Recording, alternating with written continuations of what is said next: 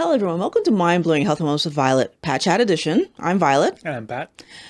So we make these videos to help people to understand how there's information out there about keto. Some of it is really good, but sometimes we need to use our, I want to say common sense, but it's not common sense. It's like really need to do some research sometimes to figure out if the things that people are telling us are correct or not. So Patrick and I Patrick finds some good articles, and then we kind of go over them to see should we be listening to this information or not. So as usual, what do we have, Patrick? This week we make something a little bit different because there's no article. Oh, okay, there's no So article. we're talking like our own experiences. Okay. So let's talk about like how we did stay on keto on our last vacation, how we did grocery shop to make like everybody happy, our 3 kids, us, and like helping people to show that it's possible. Okay, so over our last vacation, because we went on vacation over the summer, and that's what you want to talk about. You want to talk about how we stayed keto over. How we stayed keto. And our kids are not keto, by the way. So just to clarify, we are keto. Our kids are. Well, I should say they're not keto all the time. They don't know that they're keto sometimes, but they're not keto all the time. Okay, so let's go with like I don't know. I have like a few maybe steps like that like will help you to see that it's really possible.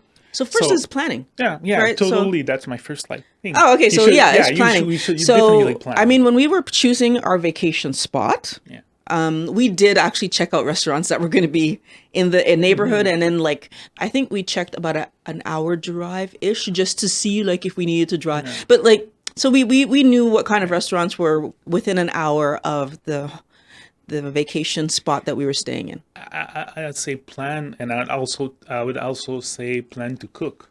I think like restaurant is a good thing, but like if you go on a vacation for a week or even 2 weeks, unless you go like on maybe a resort like in Dominican Republic or Cuba, where you have like access to a buffet, which we will talk about, because I think that's a different kind of idea. But you're talking right now about our vacation. Our vacation. We had an Airbnb, like we rented a house, So the thing that I remember, to cook. The thing I do remember is the first thing we did check though was what restaurants were close by. Wait. And because we wanted to be able to go out at least a few times. So that would be the first thing, like finding good restaurants. And I remember we had a little bit of trouble finding the restaurants because I'm not a big seafood lover, and we were in Cape Cod. So I will say that was, this time it was a bit of more of a search for the restaurant, but so that's part one, searching. But you were talking about cooking. So let's talk about cooking.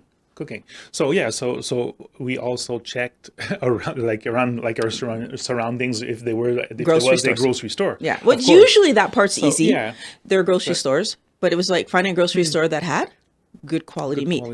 Yeah. We were not able, obviously, to buy like grass-fed It was the restaurants. The grocery stores that we found weren't like that in that neighborhood, but that's fine. I can say I was surprised though, like with the quality of food that we did find, and oftentimes it was even better than like even here in Montreal. Like some stuff. It was or it wasn't. Like it was like some. I do like plain yogurt. Some plain yogurt I did find over there was like really, really, really low in carb. I think 2 net carbs per serving. Okay. So there was like some interesting options. If you look for it, like there was some interesting options for keto people. Yeah, I was surprised. I didn't. Well, I mean, I don't look for those things, so like I'll take your word for it. I didn't notice. In terms of those things, I did find that. So obviously, going to a grocery store and picking up what our family needs actually made it quite like being at home, right? Like we filled the fridge with things that we knew the children would eat. Children, I'm calling them children. They're 14 years old. Our 3 14-year-olds would eat. So we filled the fridge with things that our 3 14s would eat. And then what we did was we made sure that we had meats that we all could eat. I think there was only one of the days where we weren't eating the same meat, and that was the day that we had the burgers. So I think you guys might have had beef. And I had sausage. Probably vacation is one of the time that we try to make a more like fun meal, or like we do try to have a pizza or even a burger. But the burger we do have often, like with, but not that often, but like with a lettuce with the lettuce wrap, lettuce wrap. But like I don't recall, like we didn't do a pizza, right? On that vacation. No, we didn't. We actually, that's funny. We didn't do it. We didn't do a pizza on that vacation. Now that you're saying it, that's true. We didn't do a pizza. So we were, actually none of the Even kids like didn't. the The egg kids loaf, you were supposed to do an egg loaf. We didn't do and it. we didn't do the egg We loaf didn't do either, the egg and loaf. the kids didn't have pizza either, which is interesting. Yeah, it's true. Yeah, so we didn't have any pasta on that vacation. No. So the kids didn't have any pasta. So actually, like I was saying, like what is funny enough, but when we're on vacation, the kids actually eat more like healthy. Like, so they eat more like us than when we're home. But there was a there was a barbecue on site, so I Yeah. did barbecue. Like, you give me a barbecue and I can cook. Like, Yeah, for sure. But I'm just saying, like, usually during the week, at least once or twice, they'd have rice or pasta. And we didn't have any rice. We didn't have any pasta. So I'm just kind of pointing that out. That it's funny how on vacation, no, but they did have fries. I just remember that. Yeah, they did have fries. So okay.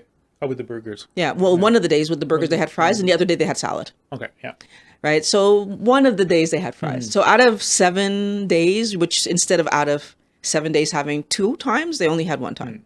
So it's funny how when we think it's going to be so much harder to be on vacation, and then when we ate out. Yeah. Again, they ate rather. We had 1 or 2. Well, we had one restaurant on our way there. I think that's where we stopped at in Boston to the place. But that was an interesting place even for us because like it was fire and grill, the fire and ice grill. Yeah. So it was a grill place where you go like. You can go shopping for your meat and vegetable, and you bring that to a bunch of cooks that are in the middle of the restaurant, like grilling your stuff for you. So that was even like that was a good choice for us because we could stick to meat and vegetables and salad. I absolutely think everybody was. That restaurant was fun because you get to watch the food being cooked. So if you guys ever go to Boston, Fire and Ice, it's a nice restaurant for people who do keto. And I think like the thing though, like I said, like the 2 restaurants that we chose, if you actually look at what the kids ate on those days, they actually were very good about choosing salads and our kids are educated. They know what they're supposed to do. Do they do it all the time? No, but they do know. And I do think sometimes they do make better. My daughter especially, she tries to make some good choices, and then there's the other days where she's just off the rails. But she has quite a few good days. The other restaurant was more like a standard. It was but traditional. Since we were in Cape Cod, it was like a seafood restaurant. But you did find something you liked, if I remember. It was a piece of pork you had? I'm trying to remember if it was a piece of pork. I think I had a piece of pork, yeah. A piece of pork or a piece of chicken? Yeah, with some... No, I think it was pork. You're right. I think there were actually you ordered something that I tried. Now I'm just remembering. You ordered something. Well, it was like a seafood casserole. Like and I think I actually tried it, and it was with vegetables. Passable. Yeah, it was like. I'm not a. Even for me, it was not. I'm not a seafood person. I really am not. But it was passable. I think I. Oh, you ordered something hot too. That everybody tried. Cauliflower. The grilled cauliflower. But it was like really hot. It was really spicy. It did taste good, but it was super spicy. It's funny. It was one of the time that I went there. I wanted like to try 2 things, like the lobster roll. So I was even like prepared to go with the lobster roll and with the clam chowder, and like got like neither of them. So, but like the lobster roll would have been hard because of the roll. But the clam chowder, why didn't you have the clam chowder? I don't know. Because clam chowder, there's potatoes in it, isn't there? I think there's potatoes. There were probably 2 carby food that would have kicked me out, but like anyway. Yeah. It's gonna be. So you didn't end up having either of them actually. Yeah. You ended up having. What did you have at that restaurant? Like seafood and sauce with vegetables. Like it was really like a basic. Probably not too carby, even for the sauce. If I remember. No, I remember you actually went. You actually went with the. I thought you were going to get the roll, and then you went with the healthier and even choice. Like the cauliflower was grilled. I don't think it was. That was tasty. No, so that was tasty. Because I did have some, so I don't think it was grilled either. And what about like for those keto people that eat more than 1 meal a day, or they have breakfast? Like breakfast is not an issue for us. We're happy with our coffee, and. So it depends because if you're at a hotel. Then you're going to be eating all your meals out. Yeah. Right? Because you can't really cook. And I think that makes a difference. Let's give me the example of the conference I went. Like when I went in San Diego, like all the meals were included, and there was some breakfast. I did eat, but it's kind of like you go with the eggs. There was like eggs, bacon, sausages. Obviously, I was like going slow with my servings. Like my servings were smaller. I wasn't having a big meal because like I knew we were having supper after, but it was relatively easy. what I find really entertaining is when people say, but I can't eat eggs every day. Oh yeah, you can. Why I find that entertaining is, I swear to God, if you count how many different meals you make in a month, if you make more than 7, high five, because I know I wasn't making more than seven different types of meals before. So this idea that I can't eat eggs every day, but I can eat fries with every meal. Yeah.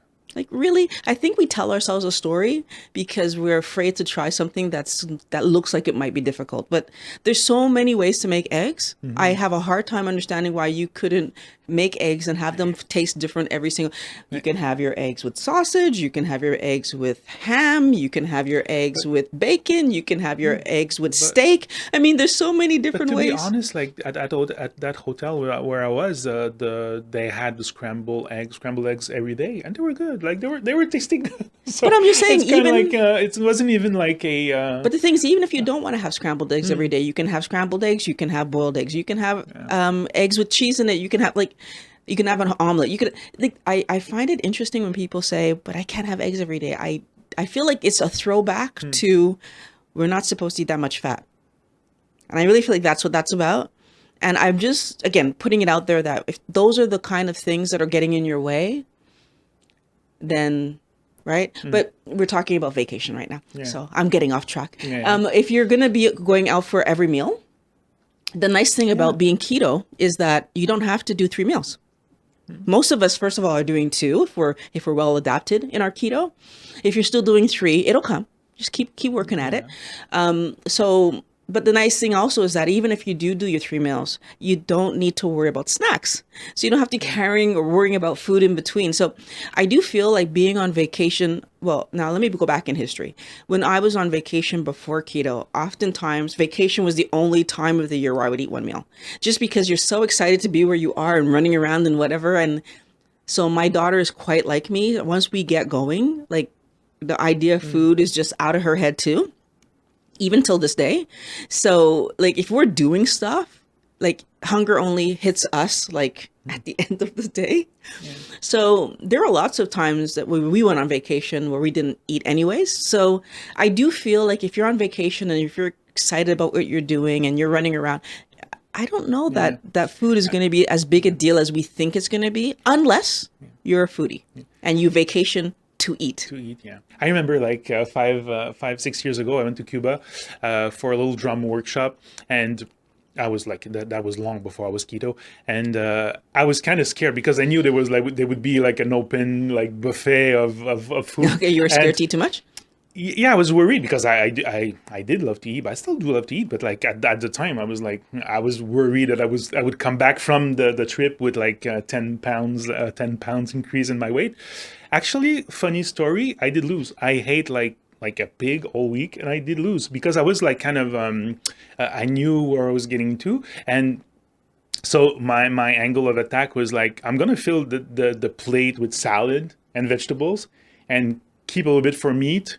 No fruits, because there was some fruits, but like I did like mango, and like somehow that week they didn't have it, so I was like not going too much into the other fruits. They didn't have like any good dessert.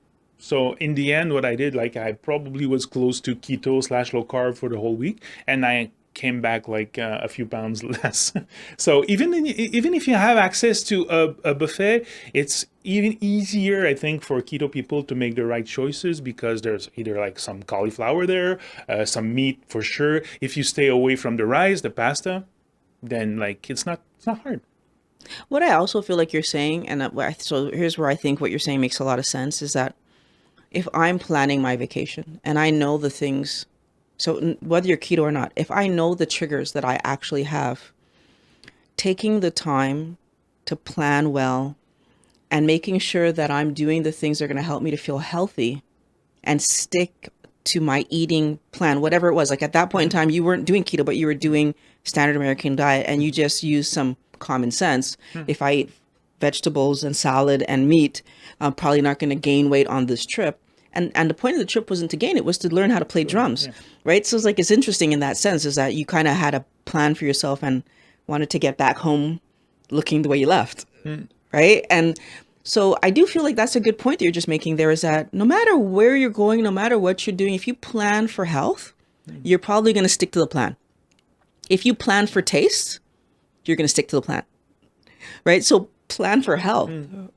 Oh, that makes me think the other thing that we need to be careful is alcohol. When you go on trips and you have like a all-inclusive week, just like be careful with that for sure. If you go with the drinks like the smoothie kind with bananas, that can probably kick you off keto pretty easily. Anytime you're drinking a smoothie, you should be thinking that you're going to be kicked out of keto. Yeah, I mean, being on vacation doesn't change the way your body works. I feel that this is a mistake that people make. They go on vacation and they act like their body is magically going to function a different way. It doesn't. Like you're still, you still need to be conscious of the amount of carbohydrates in whatever you're eating. But you can. Like, obviously, we're not saying not to drink, but just make better choices, like either rum and Diet Coke or wine. Like, these are low carb. Like, for sure, your body is going to have to eliminate the alcohol first. But there are better low carb choices than the big banana smoothie with rum. So interestingly enough, on the trip to our vacation, we didn't drink alcohol on the first restaurant. But in the second restaurant, we did have alcohol. At least I remember. We had wine. Or did you have a beer? Wine. No. I think we both had wine. Had wine. Yeah. Okay, so we both had wine on that day. So what we actually did was we asked for the dry. So dry wines tend to have less carbohydrates in them. So we took the driest wine that they had, and then when they told us what it was, we checked it up, and it was a pretty okay one. I can't remember how many grams of like a couple carbs grams per bottle, but it was like, it wasn't a lot.